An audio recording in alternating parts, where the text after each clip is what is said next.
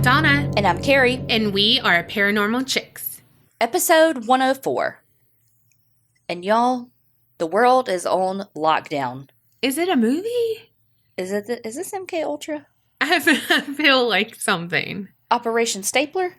Like, the conspiracy theories are some of them convincing. Yeah. Look, it's crazy. Y'all be safe. Y'all wash your hands. Don't be chaotic up in public. People were fighting over groceries, they said. Oh my God. They, on the internet, truthful shit. We just couldn't go without at least acknowledging that people are in quarantine. People can't travel out of the country or even to other states. Schools are shutting down. All of collegiate and professional sports have shut down in the state. So we feel like we couldn't go without saying, be safe, take care of yourself physically, but also mentally. Well, because people, I didn't even think about it, but one of our groupsters is a flight attendant. Mm-hmm. And she was worried about her job. And I'm like, holy shit, I didn't even think about that. I know. I'm so scared of what this is going to do to the economy. Yeah. But I will say, cross your fingers because, I'm sickly. Kerri's the sickliest over there. We are both immune compromised. And we all know that we get sick a lot. So wash your damn hands. Yeah, wash your hands for us. Cover your mouth with your baby armpit when you sneeze and cough. Mm-hmm. Don't use your fucking hands. And if you do, immediately wash them. What brought this up is we were going to eat at a buffet tonight, and we were like, ooh, maybe not a good idea. Mm-mm. So we went to a different restaurant. Food is important, okay? But we're not going to be all doom and gloom because we do have some good news. We got people who are going to be quarantined with us. We're not quarantined, but yes. So thank you so much, Wendy F. from California. Jessica R. from Mississippi. See, told you, she's going to be quarantined with us. Okay. Janine G. from Louisiana. Tiffany F. from Virginia. Ashley P. from Oklahoma. And Bryn B. from British Columbia, Canada. Thank you all so much for joining Patreon and supporting us that way. If you want an episode shout out, head over patreon.com/theapcpodcast. All right, we're just diving right on in. All right. Today, we're talking about a house, and like any house I talk about, it's haunted. Or is it? Dun, dun, dun. The house in question is a mansion located at 1738 Elm Street in Stratford, Connecticut. No way in fucking hell I would ever live on Elm Street. No sleep. You couldn't sleep. It'd be a nightmare for sure. The house was built for George R. Dowell, who was a sea captain. He was really eclectic, really eccentric, and he was really proud of being a sea captain.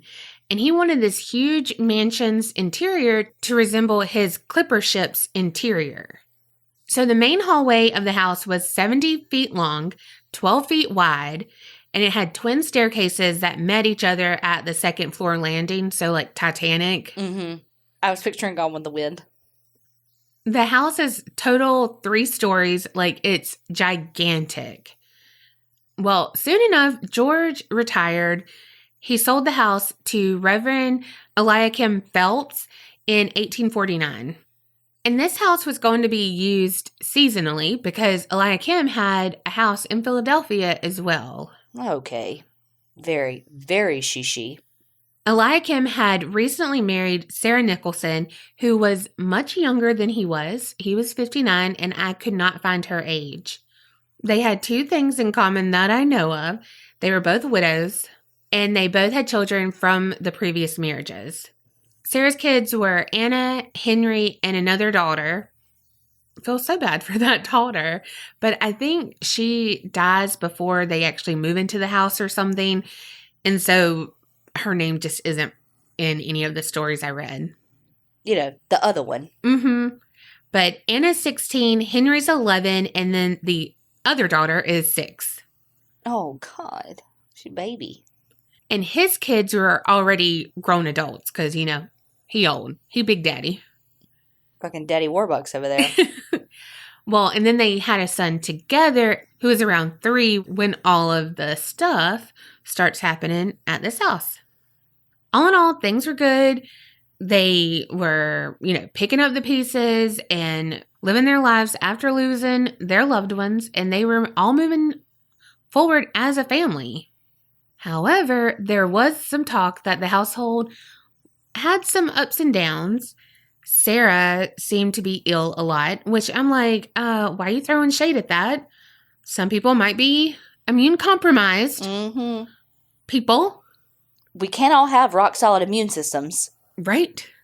But honestly, I think they were more like, ugh, with her because she was really over Stratford. She didn't like it. She pretty much hated the town. She was young. She was vibrant. The town was, peaceful and quaint. So she didn't really care for most of the community or her neighbors. So all in all, she was a pleasant dream. I was going to say, what a gem. Mm-hmm. And daughter like mother, Anna was a dreamboat. But she did also have they said, delicate health. Oh, so she was like us. She was sickly? Uh-huh. Okay. I mean, again, just like her mom. And then they said that she suffered from a nervous condition. So she had anxiety? I was like, same like girl. us. Same. I feel you on this. Same. And then you have to think about her son, Henry, because he's lost his dad. Now he has a new dad who's probably as old as his grandpa is, and he's just trying to get used to everything. Potentially lost a younger sibling. Right. AKA the other child or other daughter. The other daughter. But has a new sibling that is both there. It's just classic middle child. Yeah. However, they weren't fighting or anything more than normal shit. Yeah. Kids are bored, sad, life is hard, woe is me. Wanna fuck? That's marriage, right? Am I wrong, people who are married? You just threw me off with the wanna fuck. I was like, I didn't know where you were going with it, and then it made sense. I have no idea. I feel like that's what my parents did. And if you listen to previous episodes, she called them one time. Multiple. That's what's wrong with me. Multiple times? Yes. Lock the fucking door, Patty Joe. If you're gonna fuck, lock the fucking door. In her defense, she did. But we didn't have the door, locker, we had the latch. Oh. So, I could turn the handle and, do it, and it would come ajar, and that's enough for a peeping Tom to see through. Oh, my God. And that is how a voyeur was born in Donna. They seemed to have settled into their own routine. Things were going well until they arrived home from church one Sunday, which was March 10th, 1850. When they got to their porch, they found that the front door had been flung wide open, which confused them because Eliakim had, locked the doors and double-checked because their maid was away, so he knew no one would be home. So, made extra precautions, let me check the windows, everything. So for it to be open, he's like, skirt. Yeah, wait, what? So first, he goes inside cautiously, and he is shocked because the house is in utter chaos. Someone has ransacked the place. They've knocked over furniture. They have books just scattered around. There's clothes, everything. Tasmanian Devil came through, and AKA that's Kerri. I was going to say, so my house? Not your house, Kerri in the dorms. But yeah, so the furniture was knocked over. Everything was just in shambles. Just when he thought they had been robbed, he found his gold watch. He found all of their silverware. He had some loose money inside, so he's like, maybe not robbed. Or they were about to rob us, but when we came home, we scared them and they're going to come back. So he's like, all right, y'all can come in. No one's here. So they go, all the family comes inside. They go upstairs to inspect the rooms and see what else is going on. There's no one hiding upstairs. However, there is a surprise up there because in their master bedroom, there was a sheet spread over one of the beds, and on it is one of his late wife's dresses laid out on top of that sheet. And there were like stockings at the end of it, like, so it would be like legs. And then the arms were like over the chest, kind of like how you would be placed in a coffin. Yeah. So they're shook, confused, all of the things. But they start tidying up because, the maid's not there. And they're getting the house back in order. Then the rest of the family went to the afternoon church services. But Eliakim was like, I'm going to stay back because if they come back, I'll be here waiting for him. And I mean, for some reason, he was like dead set that they were going to come back and they were going to finish the job tonight. So he hid in his study, no candlelight, no, anything. And he just had like his gun and just waiting in the darkness and waiting. I would have done that for about 3 minutes and would have been passed out. Yeah. Well, a few hours passed and nothing, no sounds other than the house settling. Well, finally, he's like, what the fuck? He probably had to pee or something. I mean, come on. So he left his study, went to the lower floor, opened the dining room door, and he was taken aback because the dining room was filled with women. What? And he was like, I hadn't heard a peep.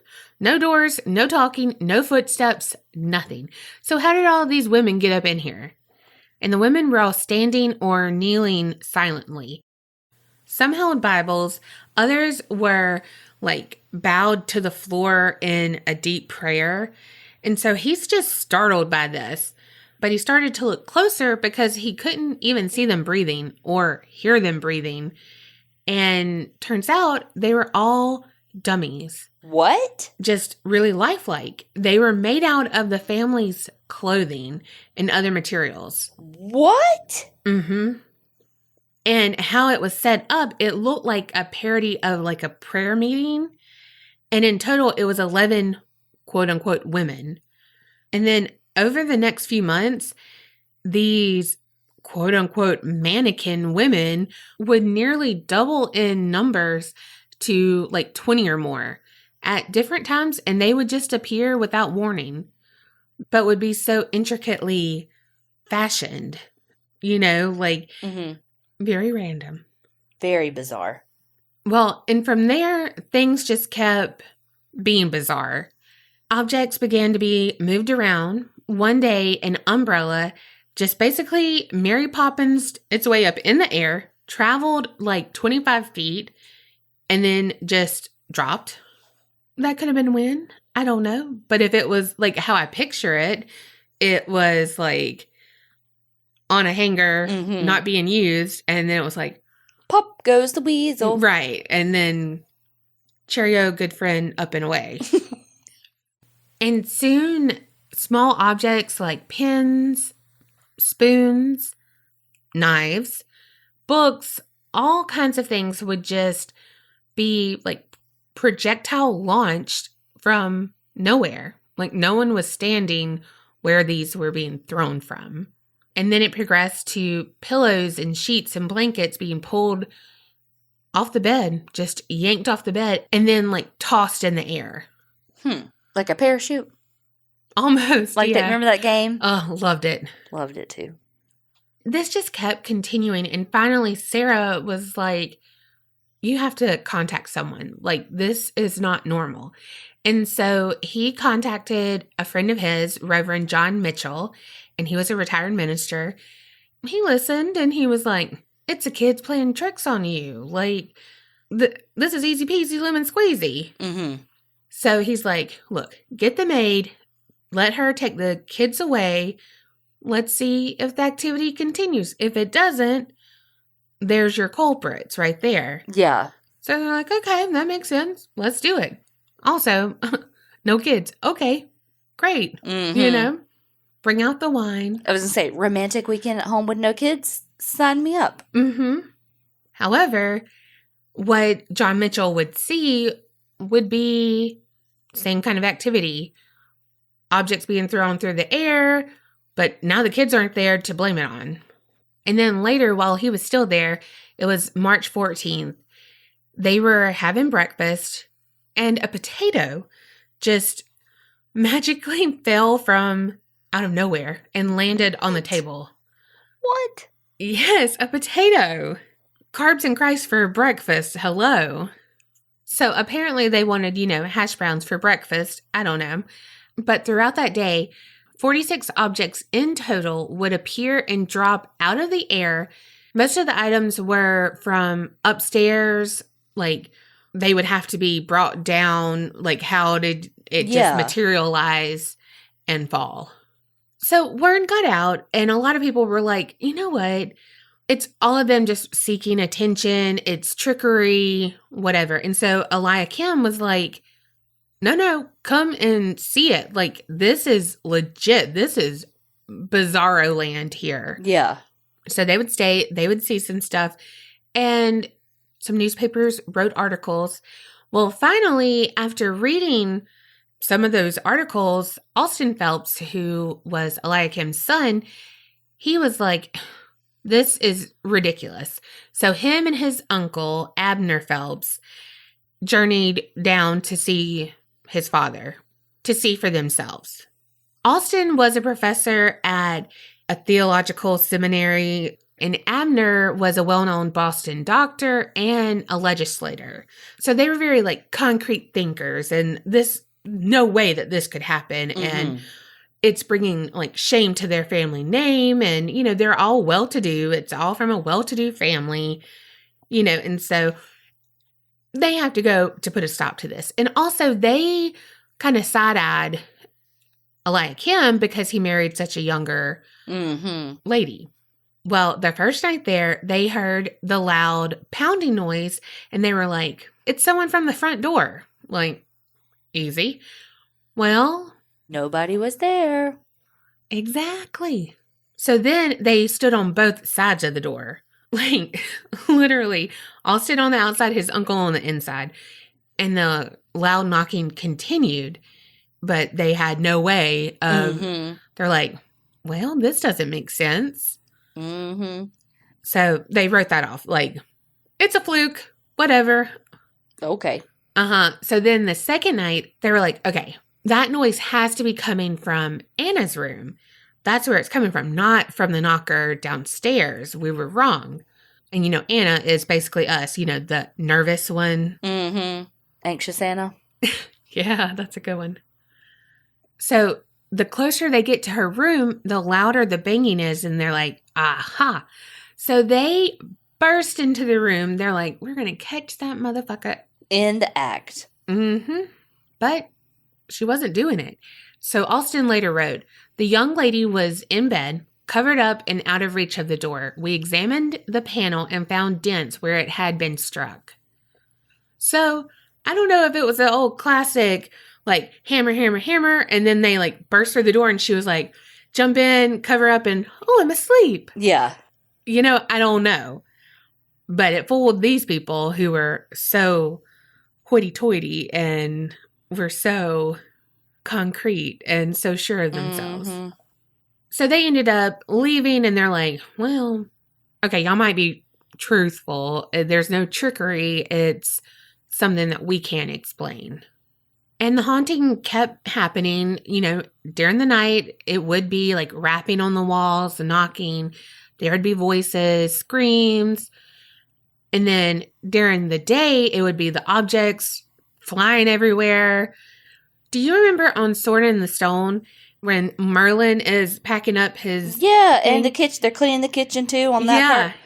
Man, I wish I had those powers. Me too. But that's what I picture when they're saying that stuff's flying around. This is what I picture. And how Disney know how to do my two least favorite things with powers. Packing and cleaning the kitchen. I know. But they had windows that would break. Papers, of course, would be scattered. They had the tables and chairs that would be turned over. And then their silverware would all be bent and then just twisted where, kids couldn't twist how it was done. Right.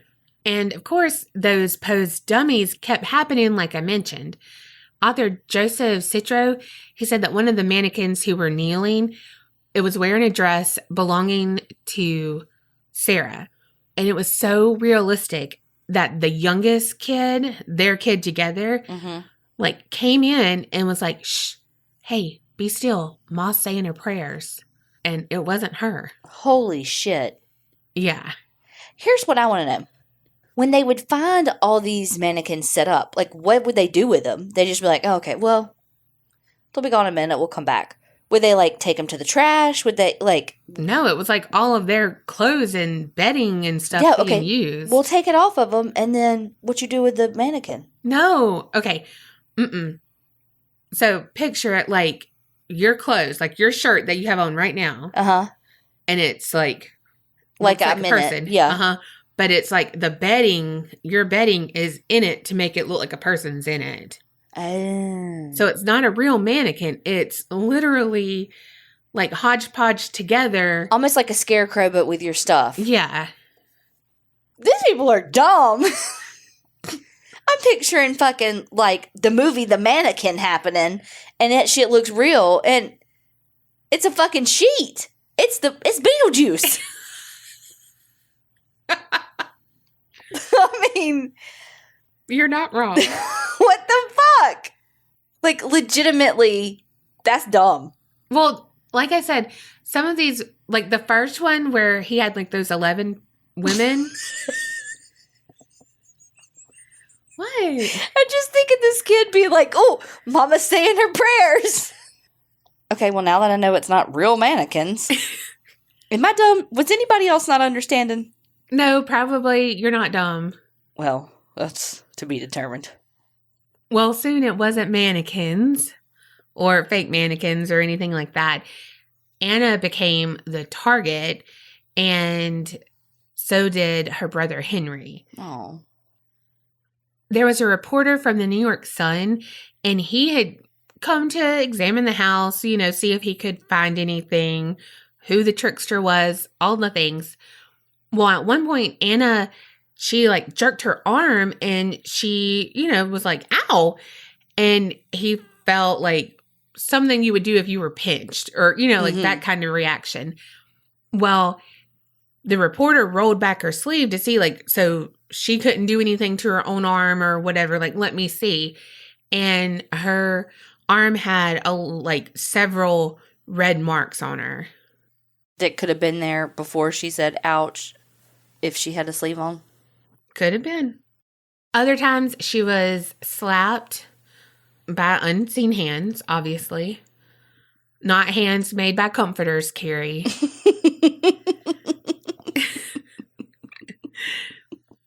Well, then one time she was asleep and a pillow was pressed over her face. And so she couldn't breathe.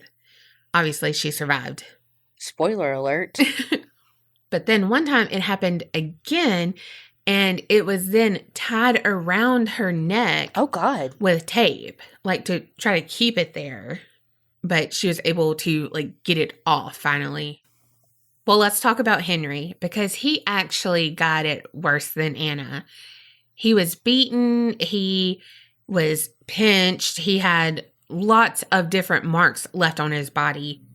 One time he was riding with Kim, and he was hit with several different small stones. They were just all pelted at him.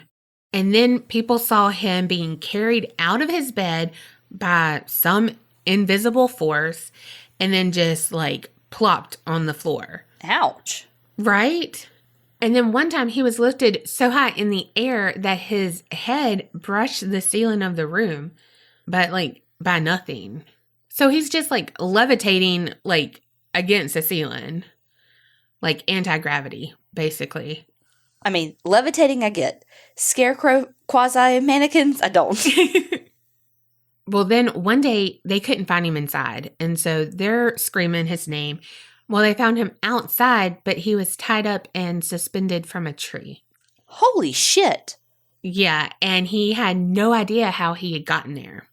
He had also had some burn marks on him, and he didn't know how he had gotten those.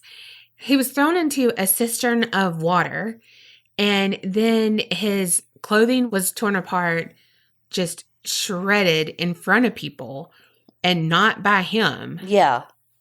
And then he was missing again one other time, and he was later discovered where he was in a closet and had a rope around his neck. So that's so unnerving. And they are at their wits' end. They have no idea what to do. Well, then the spirits started communicating in different ways than just like knocking. Eliakim was in his study alone. He was working at his desk, and he turned away for a moment. And then when he turned back, it had like the paper in front of him had like really strange writing on it. And like the ink was still wet. So he was like, what the fuck? Like, okay. But I mean, he had no idea what the letters meant. You know, like it wasn't our alphabet. Well, then later, other family members would find pieces of paper with things written on it as well. So it was like little notes that would just float down from the air. And there you go. So what do you do when you're at the end of your rope? Move. No, you hold a seance. That would be logical because he has money to do so and another house. But okay, he's going to have a seance. The spirit started to communicate with them, and like him asked, like, what can I do to help you? Because the spirit said that he was a soul in hell because of the like sins he committed in life. And so he's like, what can I do to help you? Like, you know, trying to be nice. And so the spirit told him he could bring him a piece of pumpkin pie. Pumpkin pie. And so Eliakim was like, wait, what? Eliakim's like, of all the types of pie, and you want pumpkin? Well, so he asked again, like, what can I do? Yeah. And the ghost said, put some Cool Whip on top of it? Dude, the spirit upped it and was like, a glass of gin. This spirit is all fucking nasty. Pumpkin pie and gin? Bull. Well, so Eliakim's like, what the fuck? What the fuckity fuck? So he's like, why are you doing this in the house? And the spirit said, for fun. Damn. I mean, it's got to be pretty boring. Right? Well, so they got more into detail, and the spirit said that it was a law clerk who did some financial work for Eliakim. And he committed fraud, and so he had been sent to hell when he died. He said that he did not reveal why he was haunting Eliakim, but, you know, just kind of like who he was.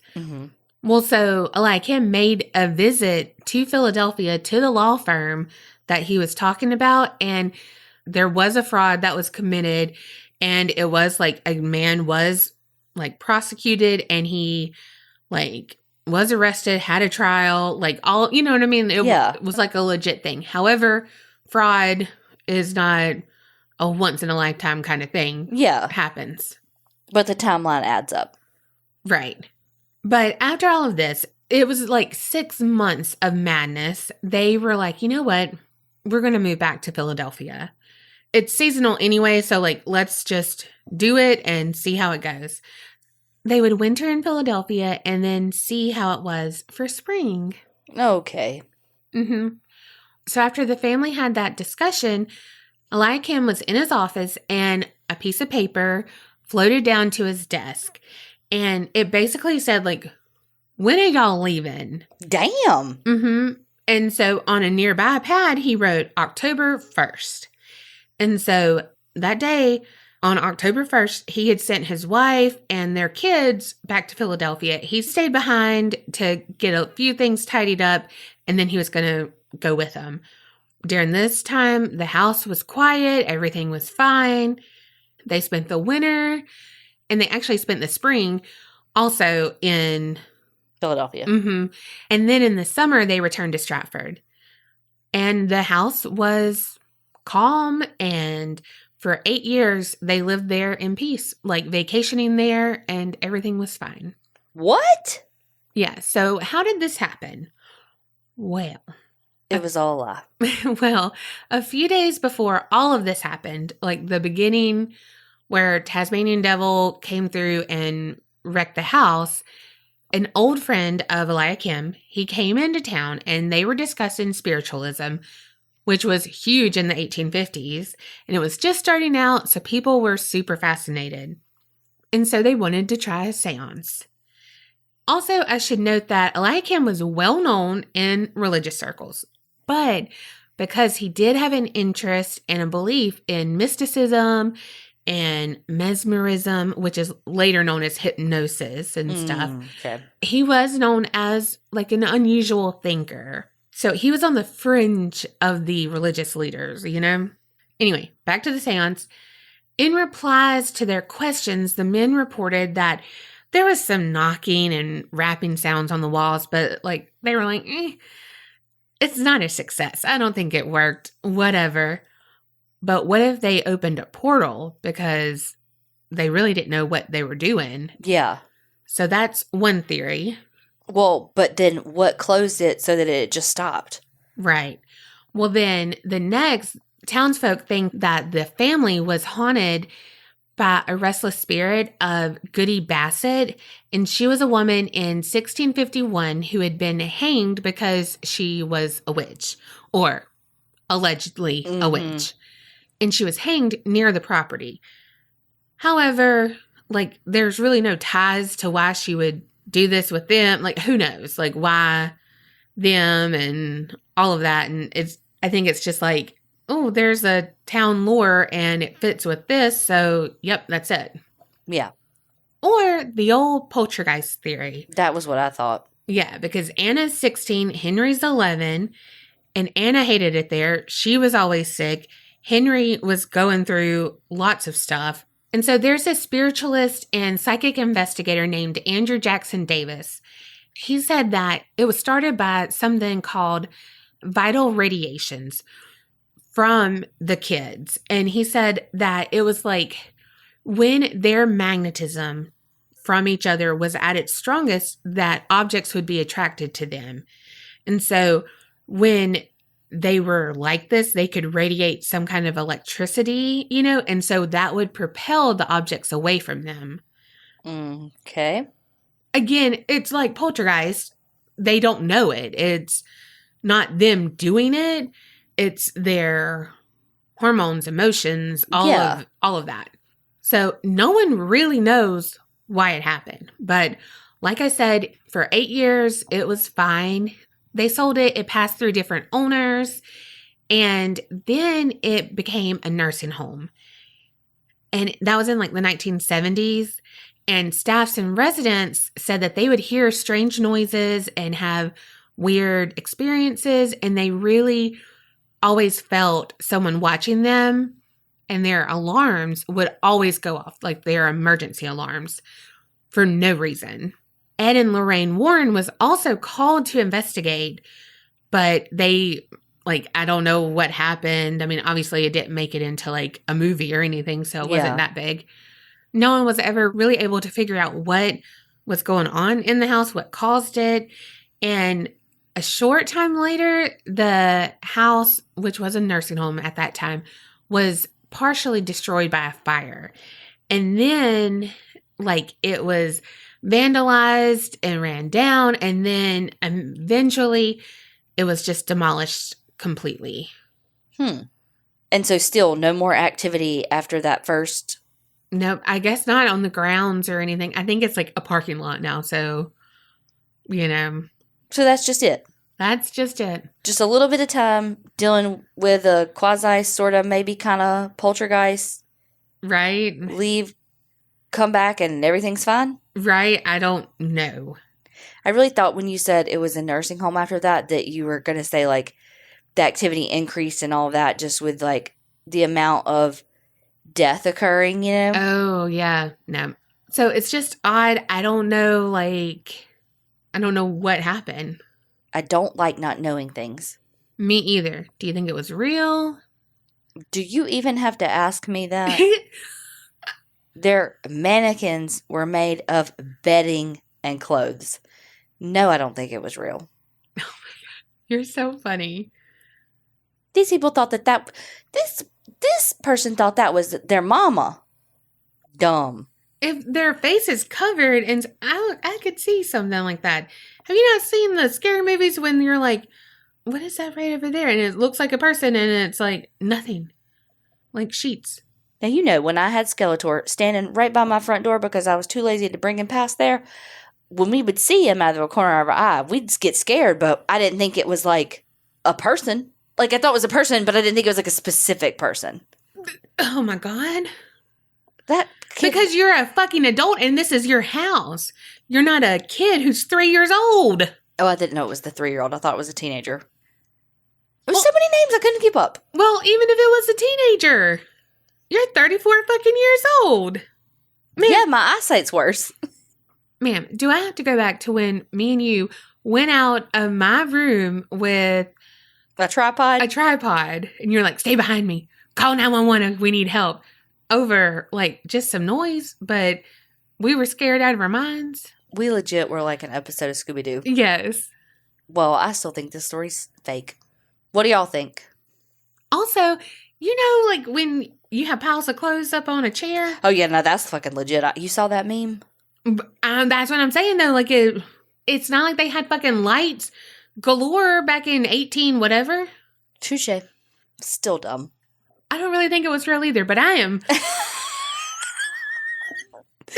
All of that.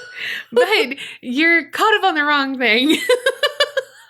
Well, I mean, I think it really was like just parlor tricks. Yeah, I think it was like the kids.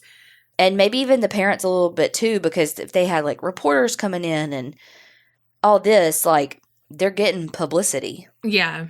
Wow. Okay, well. Who knows? Maybe, you know, again, not really blaming her, but maybe Sarah was like, I want to spice it up. This is what we're going to do. And Elia Kim was like, whatever you want. And then Nicole Smith. R.I.P. girl.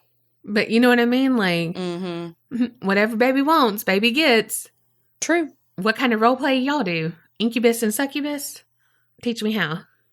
Damn. Okay, we're moving on now. I mean, help a sister out. Well, my story has to do with a family too. All right. More specifically, the grandson of the oil tycoon, the Getty family. As in the Mr. Getty's? Well, that's Getty's. Was it? Yeah, as in Getty Images. Oh, fuck. Yeah. Okay, so this story has a lot of names, so I'm going to try to keep it down to a minimum of names, especially because some of them have the same name, because it's like senior, junior, the third, the blah, blah, blah. I'm going to try to keep it very narrow. I'm going to kind of start with the family tree and break it down, like tell you a little bit about the people and then kind of what happened, okay? Okay. John Paul Getty, who's the patriarch of the family that we're going to talk about, he started out working in oil fields that his dad owned, and his dad, they didn't have a good relationship, and his dad never thought he would amount to anything, even though he helped his dad make his first $1 million. Well, when his dad died in 1930, so that was a fuck ton of money, you know, because that was his first $1 million.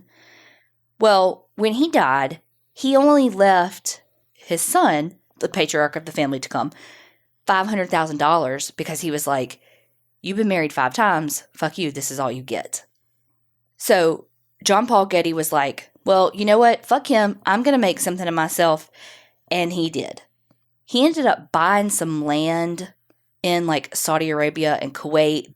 He struck gold, basically. Like it was a shit ton of oil that he ended up selling to Texaco, who ended up selling it to either Shell or Chevron. I can't remember which one. So he made a fuck ton of money. Like, this is how much money he had. He was the richest American by Forbes in 1957, and then he became the richest private citizen in a 1966 edition of the Guinness Book of World Records. What the hell? He was worth $1.2 billion at that time. So we're talking like 40s, 50s-ish. Wow. All I can think about is the Beverly Hillbillies. Right? Yeah. Well, he ended up having 5 sons with 4 of his 5 wives. But the family has what's become known as the Getty curse. Ooh. Not like a this would be your story kind of curse, but just like fucking tragedy rampant through this family. One of his sons actually died when he was like 12 because when he was 6 years old, he was diagnosed with a brain tumor. And he went totally blind from the brain tumor. Well, old John Paul Getty, we don't like him. He's worth over $1 billion. Billion with a B. And his wife at the time, he told her that she spent too much money on that child's health care. What the fuck? He didn't even go to this kid's funeral. Oh my gosh. Mm-hmm. Well, his oldest son was his, quote unquote favorite, but they didn't speak. There were no pleasantries. The only reason why he liked him is because he was going to be the one to take over the family business. Well, in 1973, the oldest son, his name was George, died by suicide. And this is what he did. He stabbed himself in the stomach with a barbecue fork. Oh, gosh. And then when that didn't work, he took a bunch of barbiturates and a bunch of alcohol and died from an overdose. The long pitchfork-looking thing? Yeah. Now, I will say that some stuff said knife, but other stuff said a barbecue fork. Okay, that's terrible. How bad was it that's what, you know what I mean? Like, that is a brutal way to die by suicide. Some other articles I found said that the stab wound wasn't that deep. Like, it wasn't even enough really to pierce the abdominal wall. And so that's why he went to the overdose. But I don't know. Because, again, different sources said different things. Yeah. Well, the ever so loving and caring patriarch of the family said there's no time to mourn. And he was more focused on keeping his son's death from tarnishing, quote unquote, the family business. Like, he was like, okay, well, now what do we do about the business? And it wasn't because that was his coping mechanism. It's because he's an asshole. And it said, like, the whole time, the only thing that he was upset about was which one of the 4 sons that are left are going to be able to take over the family business because they were idiots to him. Whoa. Well, and you would think he would be different to his own kids because his dad was that way to him. You'd think. And he was like, I'm going to make something of myself. Like, so now you're being the same way to your sons? But again, what we know about the cycle of abuse. No, I know. But he did something to better himself. Like, he was like, this isn't right. I'm going to do this. Like. But it was out of spite. It wasn't out of, you know what I mean? Yeah. Like, it wasn't like, I want to have this family and I want to show them love. No, he was like, I'm going to be bigger and better and smarter and richer than he. Yeah, I guess so. Okay, so we talked about Getty Sr., the patriarch of the family. Now we're going to talk about one of his sons, Getty Jr. Jr. did not have a good relationship with his father. He ended up marrying basically his childhood sweetheart. Her name's Gail. And again, she's one of the names that will keep coming up, so I'm using her actual name. They had some kids too, but the only one that matters is going to be Paul Getty. He's the third. So he, like, you know how that works. Senior, junior, the third. But I'm going to call him Paul. Okay. So we have Senior, Junior, Gail, and Paul. I know, guys. Sorry. Lots of names. Junior and Gail got divorced. It wasn't a pleasant divorce. Sides were taken. And after that, Paul's contact with his dad basically became non-existent. So just like before, I mean, it's this literally 4 generations of these Getty men, like, having no contact with their father and having these terrible relationships with them. Paul bounced around from school to school. His mom had remarried, but that didn't work out. And so they were jet setters. They were literally international. They would live in the States. They'd live in Rome. They'd live in Paris, all these different places. So after he had gotten kicked out of multiple schools and his mom's new marriage ended, they moved back to Rome. And Paul was just a little shithead. Like, he would just steal exam papers, which is very small compared to some of the things he did. Like, he burned down a billboard He was like, oh, I had a new Zippo lighter, and I just kind of wanted to.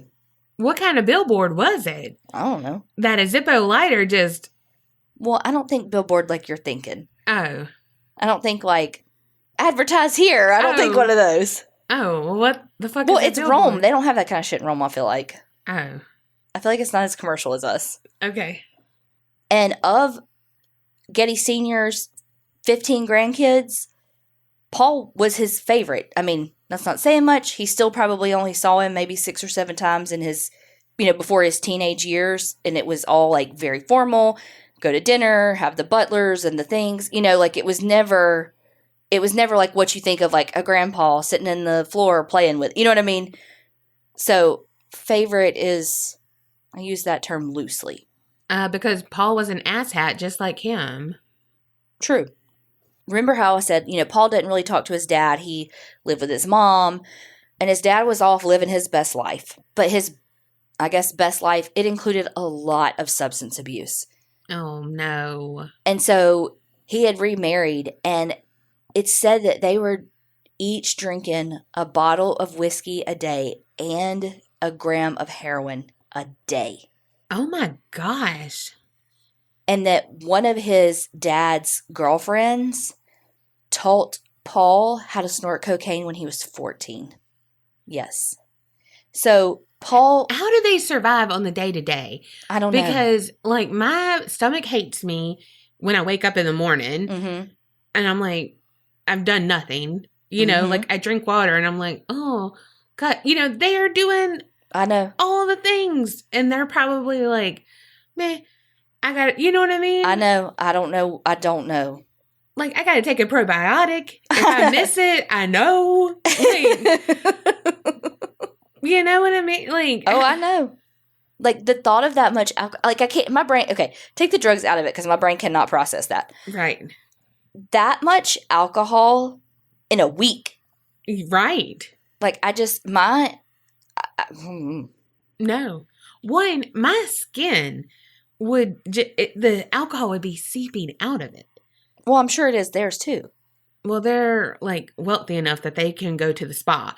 Me, I would just be like sweating and ugh. But you'd have to be that wealthy though to be able to afford all of that. True. That's why I'm on my water budget. But also though, which I don't really understand because Getty Sr. had cut Junior off. Like was just giving him like, I think a little bit of an allowance because he was off, doing all these drugs and drinking and all, well, not just drinking, like he was an alcoholic. And he was like, I'm not going to pay for you to go do all this. I just picture like, how like in the movies when you have this patriarch or matriarch that has all the money and that like their family members keep going in and out of the wheel. Like every time they get mad at him. That's how I'm picturing this. Oh my gosh, yes. Well, when Paul was 15, he moved with 2 of his friends into an apartment. This is 1972. They hung out, they did drugs, they drank, they did all the things. And he continued on his just fuck the man kind of mentality. Well, on July 9th of 1973, Paul had slept all day, gotten up, went to hang out with some friends, like late that night. He was really drunk, and by this time, it's like 3 o'clock in the morning. He stopped at this little newsstand, bought a Mickey Mouse comic book and some newspapers. Because he's 15. Exactly. And so he's walking down the road, shit-faced drunk. He's got the little comic book with him. And while he's walking, all of a sudden, this like big white car pulls up beside him. 3 guys jump out and knock him down into the car. And before he realizes it, he's in the car and they're speeding away. All he sees are guns. And he's like, what'd I do? Like, he's even like, whose girlfriend did I fuck? Like, are you police? Like, I'm sorry. Like, what do you want? Kind of thing. So they hit him over the head. Like they basically pistol whipped him. And then they even put some like chloroform on a cloth over his mouth. And he passed the fuck out. That's my favorite cologne. Oh my God. When Paul came back to, he didn't know where he was. He was like, what And they wouldn't give him any water. They just gave him liquor and made him drink that. His head was bleeding. They covered his eyes. And they just kept driving. And, he was like kind of in and out of consciousness. So he had no idea how long they were actually going. But it said that he had like a whole bottle of liquor while he was like in the car with them being driven. Like every time he needed something to drink, that's what they gave him. What did he use the bathroom in? Hopefully not the same bottle. Well, the people who had Paul said, if you want something, ask for it. And if the answer is yes, you'll hear 1 clap. If the answer is no, you'll hear 2 claps. Remember this because nobody will speak to you again. So they did that so that he wouldn't be able to identify their voices. Right. Well, hopefully they have one person that's going to clap, because if it was us, one person would clap. You clap and then I'd clap and I'd be like, no, me. You'd hear us like grunting at each other like, my turn. I mean, legit. He'd be so confused. He'd be like, was that 1, 2? Wait, I just heard 7 claps. Is that a maybe?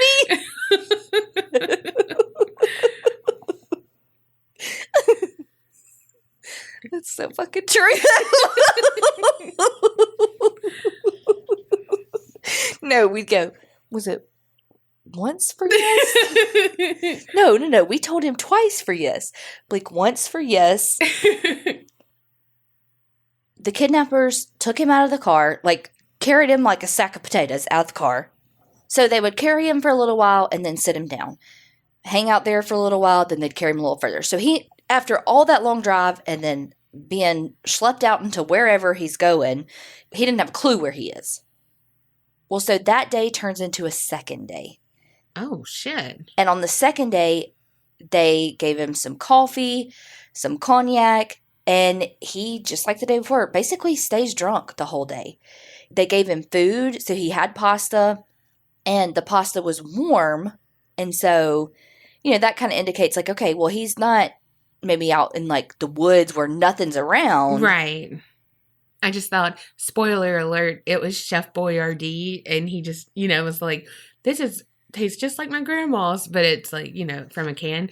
So then I was thinking about Saved by the Bell, that time that Screech said he had like his like grandmother's recipe or some shit. Yes. And it was like Betty Crocker. Yes. Oh my God.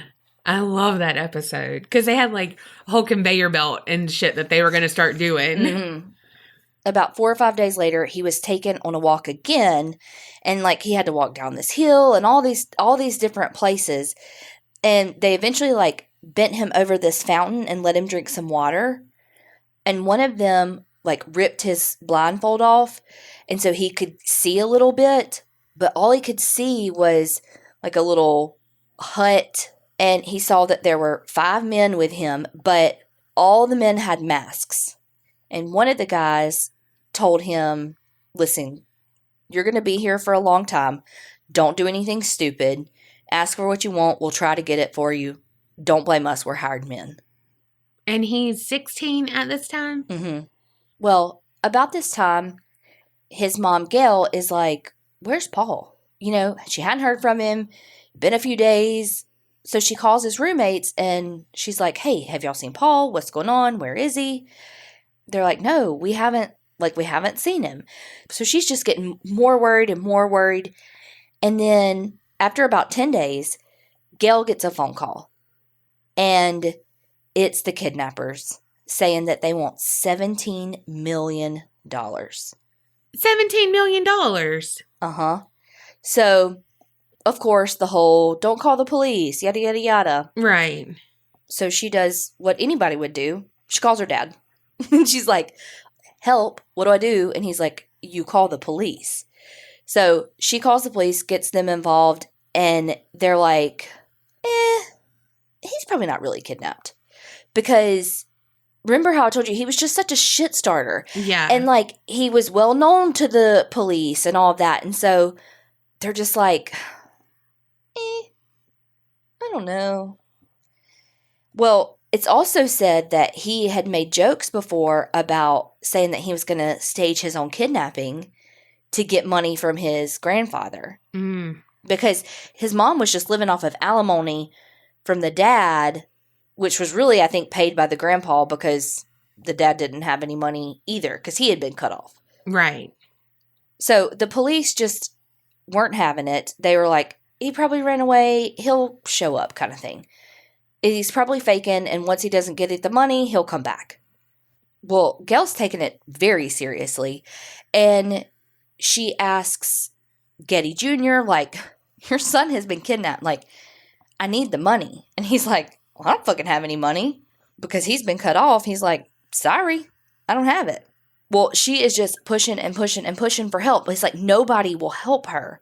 And the police in Rome are like, sorry, he's started all these fires and all this stuff. Like, he's well known. He's spent a night in jail there and all that. And so the police just don't buy it. Well, meanwhile, Paul is actually kidnapped and being kept, like, I don't want to say out in the woods because it wasn't out in the woods, but basically outdoors. They finally started letting him into this little hut, like, for a few hours here and there. So there were a few days where he was able to spend a couple hours in the hut, back and forth. They kept taking him, like, it was like as soon as they would stay somewhere for a little while, they'd go somewhere else. They'd stay somewhere for a little while. And so they were constantly on the move. Yeah, because they're professionals. Yes, exactly. Well, nothing was happening, so they made Paul write a letter to his mom. And he wrote, Dear Mummy, since Monday I have fallen into the hands of kidnappers. Don't let me be killed. If you delay, it is very dangerous for me. I love you, Paul. They even made him write a letter to Getty Sr. And he said, I know that we haven't been close, but I hope you know that I love you. Please do whatever you can to get me out of here. This is serious. Love, Paul. And so the kidnappers were telling him, what to write. Did his dad do this? Paul's dad, Junior? I don't know. Stay tuned. So it's getting out in the public and it's, making the news that he's been kidnapped. And again, a lot of people were still saying that it's fake, all this. They thought that he and his mom were plotting together to do it because she was the only one that was like, no, he has been kidnapped. We have to find him. Like, they want money. He's going to die if we don't do this. And his grandfather even was quoted saying, Although I see my grandson infrequently and I'm not particularly close to him, I love him nonetheless. However, I don't believe in paying kidnappers. I have 14 other grandchildren, and if I pay 1 penny now, I'll have 14 kidnapped grandchildren. I mean, he's not wrong on that. But this is a man that's also such a fucking tight-ass whatever with his money that he installed a payphone in his house for his servants to use. Wow. He is also very paranoid, like had his own security. I mean, yeah. Because also some of the stuff I was reading was talking about how in Italy at the time there were so many kidnappings from the mafia to get ransom money that, he had his own security and all of that. And so, I mean, he wasn't going to pay it.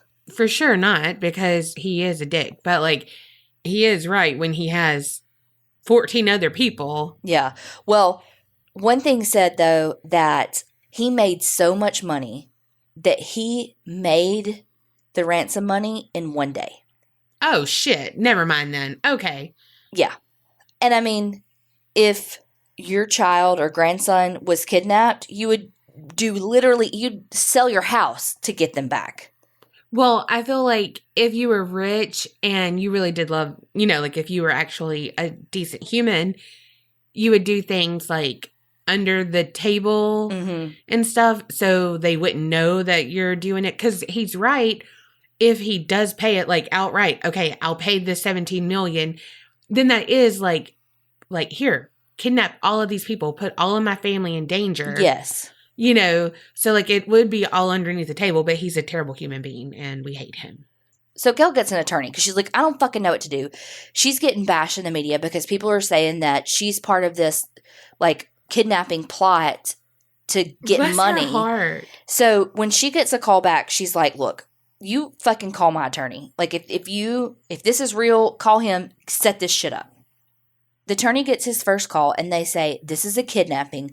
We are serious. Do as you're told and prepare a ransom. And then they hung up. And then 2 days later, he got a letter in the mail and it said that the kidnappers wanted $17 million for Paul's, return. Well, then the next day he got a phone call, and when they're like, "Did you get it?" And he's like, "What you talking about?" And they're like, "The letter." And he's like, "Yeah, I got it." And they say that they want to be paid in very small bills. They'll let him know where the exchange is. And they're like, "We're paid or Paul is dead." And then they said, "Let us know by radio or TV if you agree." So the attorney holds a press conference and is like, the request is just unreasonable. They need to ask for less. Because, I mean, of course, Gail has no money. I mean, again, she has money. I'm not saying like she's not like starving, but she doesn't have that kind of money. So after that press conference, they call back and they're like, "You mean you can't pay this much money? You trying to get this boy killed?" And so it's like they start like negotiating. The fucking attorney's like, "The most kidnappers in Italy get is 500,000," and the kidnapper's like, "That's a joke. You know, we've spent that much on expenses." It's just like this back and forth of just it's like a fucking negotiation. And then they're like, "We want 5 million," and the attorney's like, "That's impossible." So all that back and forth and like willing and dealing really is kind of solidified to the public and police and stuff that this is a hoax. Like what, like if this really is the mafia, if this really is the Italian mafia, they're not going to be like, start out wanting 17 million and then go to like 500,000 and then back to 3 million. You know, like they're just not going to be wishy-washy on the amount of money they want. Meanwhile, they're moving Paul the whole time. They took him to what he thought was like a cave, but when they took his blindfold off, he realized he was in like a bunker, and it ended up being an old Nazi bunker. And they chained him to a post down there, but they would let him out basically like an hour a day to smoke a cigarette, give him some more cognac, you know, let him get some fresh air. Well, when he was at the new place, there was because, you know, there's always these guys around him with their masks. Well, there was this new guy there that was so like hyped up. Like he was so new that he was like way too excited, you know, and his mask slipped and they thought that Paul saw his face. He didn't, but they thought he did. And so the guy was like, "Well, now I'm going to kill you," because they thought he saw his face. So they walked Paul to a spot and said, "Start running." And he was like, "Mm-mm." And they're like, "Start running." And so he was like, "Well, let me have a cigarette." You know, like he was kind of a smooth talker, Paul. And so they let him smoke a cigarette. And then as soon as he finished, they were like, "All right, just go back inside." Well, the other people thought, you know, that he really did see him too. So they took that guy out and they killed him. That's why you can't be doing shady shit, because like there's no honor among thieves. Oh, no. You know? Well, because again, though, because he was so like gung-ho and fucked up. And so now, because the plan wasn't to kill Paul. Yeah. You know, the plan was, okay, let's get this ransom and let's give him back. So they're feeding him. He's kidnapped. He's chained to shit, but they're feeding him and they're letting him have breaks and, you know, and so it's like, they don't want to be identified. They want the money. Right. And so, I mean, this isn't some mom and pop operation. This is like the fucking mafia. Yeah. So now we're 50 days in. 50 days in? Yes. Paul is like losing his mind. He's like making his finger. I mean, like totally pulling a Donna. He's like dancing with his fingers, like doing all the things to keep him occupied. They did give him a radio, so he would sometimes even hear like the news coverage of his kidnapping, you know, over the radio. Still, the whole time Gail is begging for help from Paul's dad, Paul's grandfather, and nobody will help him. In fact, Getty Sr. said it was his own fault that he got kidnapped. Damn. While Gail's trying to get some money together and all the things, she is in contact with the kidnappers because one of them kind of starts feeling a little sympathetic. And so they would contact Gail and she would ask them questions to ask Paul that only he would know the answer to, you know, stuff to make sure he's still alive. At this point, this is taking way longer than the kidnappers thought that it would, expected it to. They're getting frustrated. And remember, these are like legit, like kidnappers, mafia type thing. So some of the kidnappers had even started like selling their stake in Paul, basically, like he was like a commodity to be traded. Started selling their stake in the kidnapping to get out of it because they're like, this is too long, you know? Yeah. Well, they didn't sign up to be a babysitter. Right. To occupy his time, Paul had, like, made friends with a fucking bird. You know, I mean, like, he's doing anything he can to occupy his time. Castaway style. Yes. Well, as the kidnapping goes on for longer and longer, the kidnappers are starting to take it out on Paul. They're starting to be way more aggressive with him. They took away the radio. They killed the bird. They would, you know, beat him, basically. And they would play Russian roulette, like holding a gun to his forehead and stuff. Gosh. And so, you know, all these really bad things started happening to him. They started talking about that they were going to, like, chop off one of his fingers to send to his family to prove that he was alive. And then this one day they start being nice to him. And they take him outside and they give him some more, like, they give him a bunch of alcohol, which they've done before, but, like, not that early in the morning and not that nice. And, you know, he was just like, what's going on? Right. Don't trust that. Yeah. It'll only cost you a finger. Well. Oh, gosh. So while he's out there, the kidnappers cut his hair and start rubbing alcohol on his ear. And they sliced off his ear. Oh, my gosh. Yes. His equilibrium. No, because that's your inner ear. Oh, okay. He's not a cat. You didn't cut his whiskers. So the kidnappers take the ear and mail it to his mom. Here's the thing. There was a postal strike going on. Oh my God. So it took a bit to get to her. So by the time it got to her, it was like decomposing. But so Paul was red-haired, freckled, and when she got it, she saw the freckles on the ear and was like, no, this is him. She knew it was him. Oh my gosh, bless it. 3 weeks it took to get that ear. Like, Ew. if that's not some, like, that's some shit that would happen to us. Yes, yes. Like, we could have all this shit planned out, and then the USPS goes on strike. I mean, it's not the same thing, but literally have not changed anything how we mail out our thank you things. One time, like, 40 of them came back. I know. And so we started buying extra stamps because they said you need to buy, like, the little extra little, like, I don't even know, like, it's cheap, whatevs. Yeah. Well, so then one time I was taking it up there. I was like, hey, can you just make sure, like, this doesn't need extra stamps on it?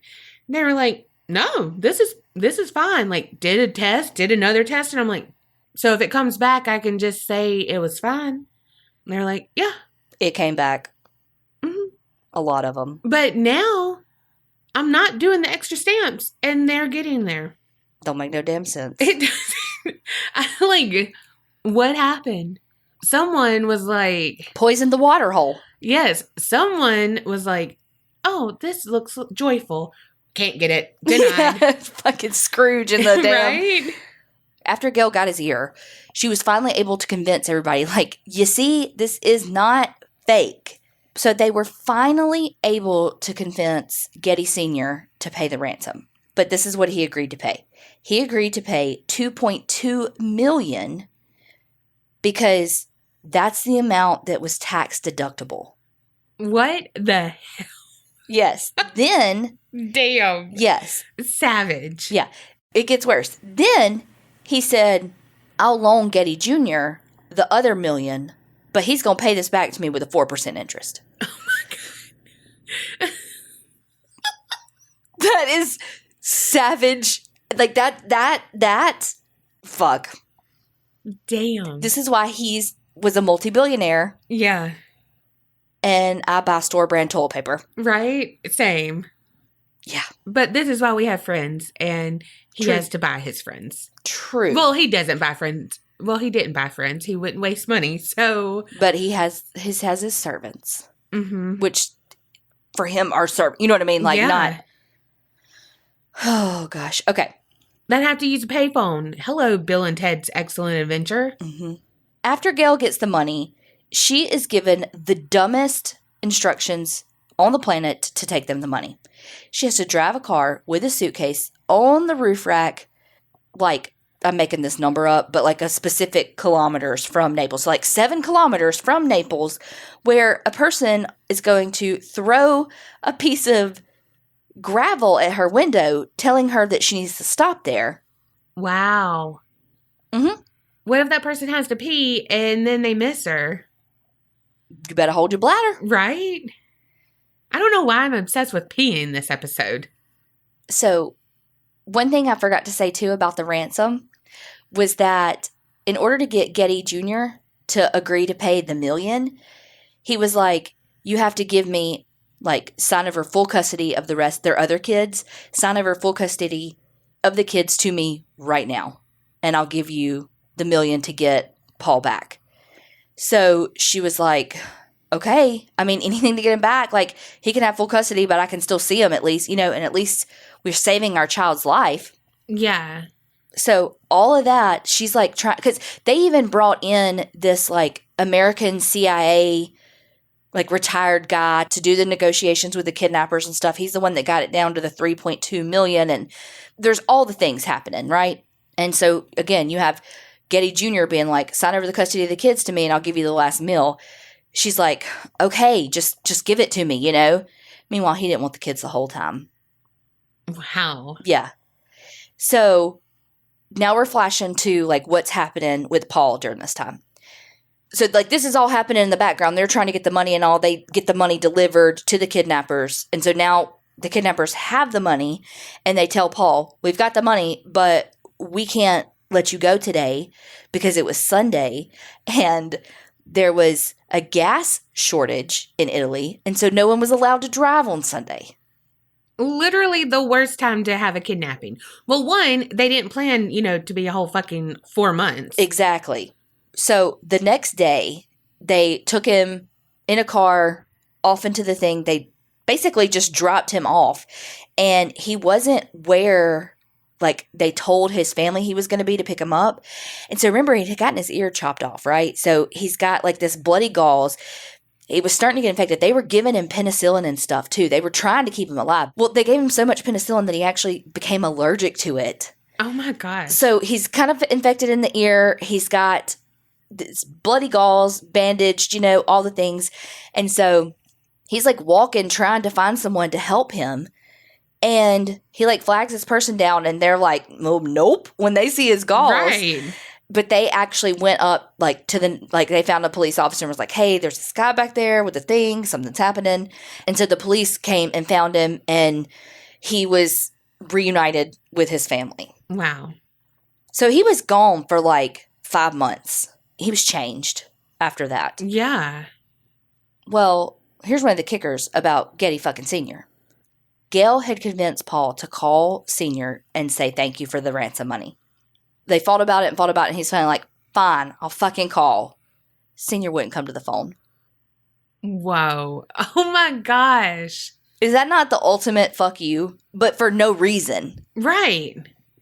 So Paul has his hearing's intact still, even though because he just had the outer ear removed, cut off. Let's not act like it was fucking surgery. Kerri acts like that's no big deal. He just had the outer ear removed. No, it's a big deal, but he can still hear without it.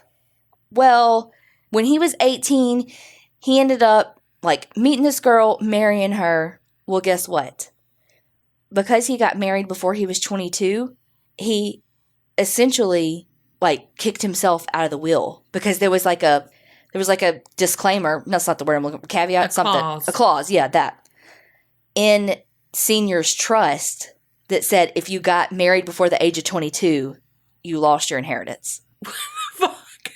So Paul had a very hard time dealing with the kidnapping and all of that. He had a lot of trouble with alcohol and drugs.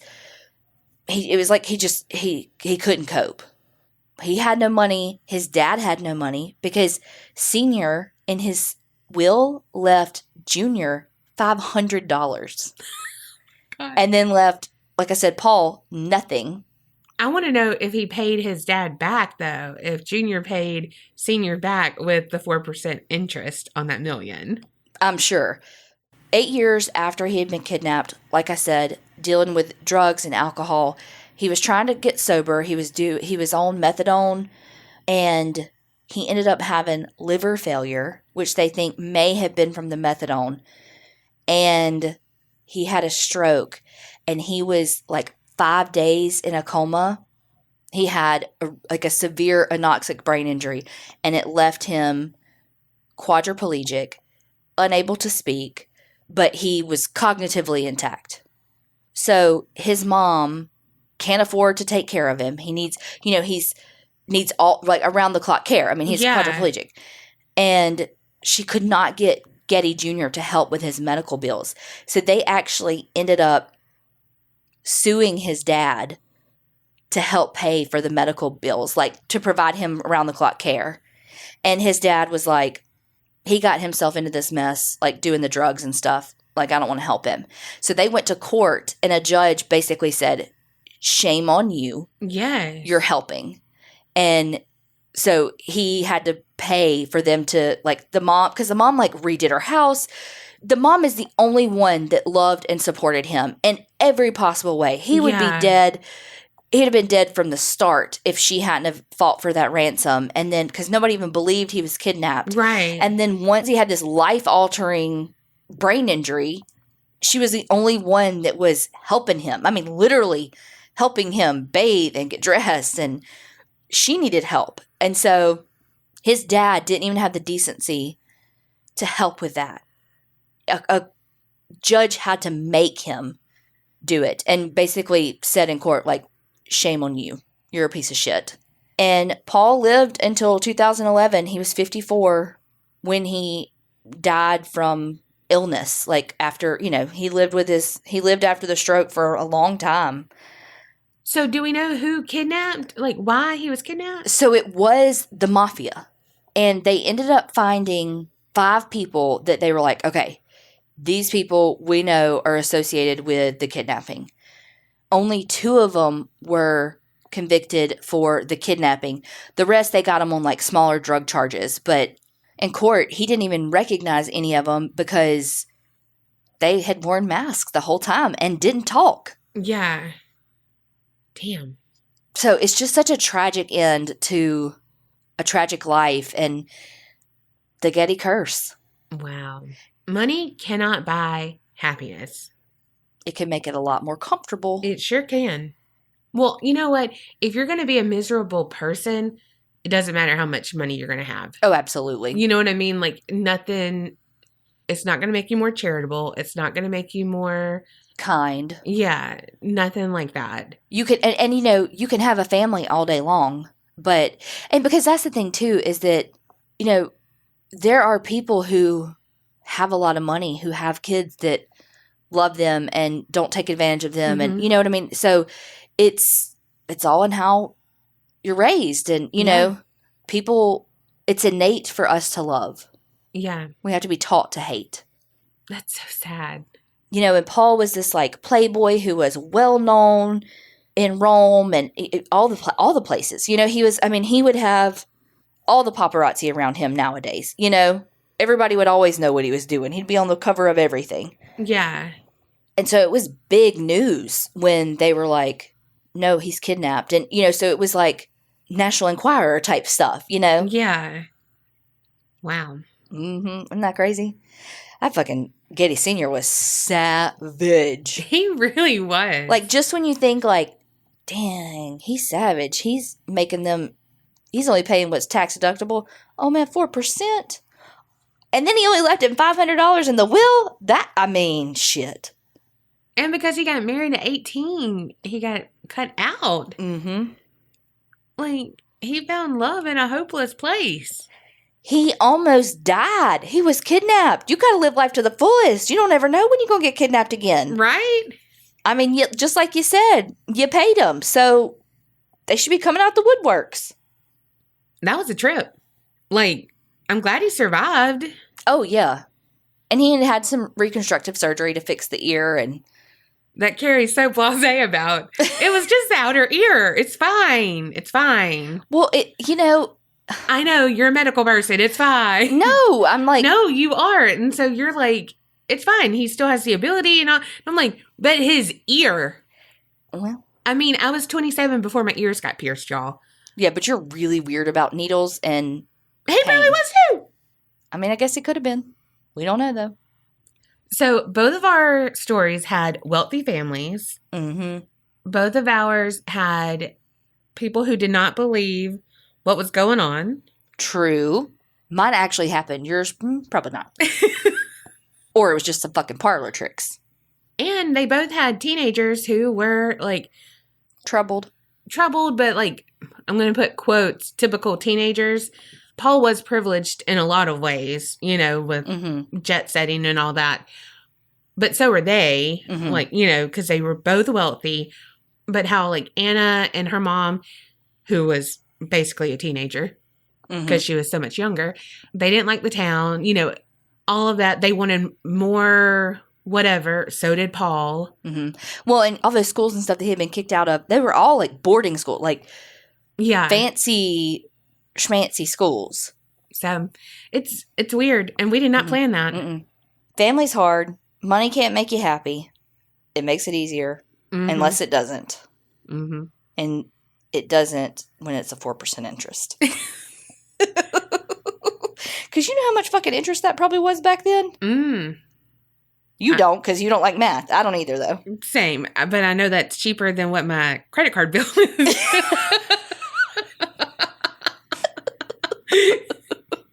I mean, same. So money would buy me happiness. At least some breathing room. Right. Well, I'm thankful that, you know what, my parents would not have had $17 million to pay for my ransom. My parents wouldn't have had $1,700 to pay for my ransom. Well, I mean, let's just be honest. They wouldn't have had 70, but they would have paid. They would sell everything, start a GoFundMe, all the things. Yeah. So, like, I'm very thankful for that. And for that, we are richer than them. Damn. See what I did there? Y'all let us know what you think. And remember, keep it real and don't get scared.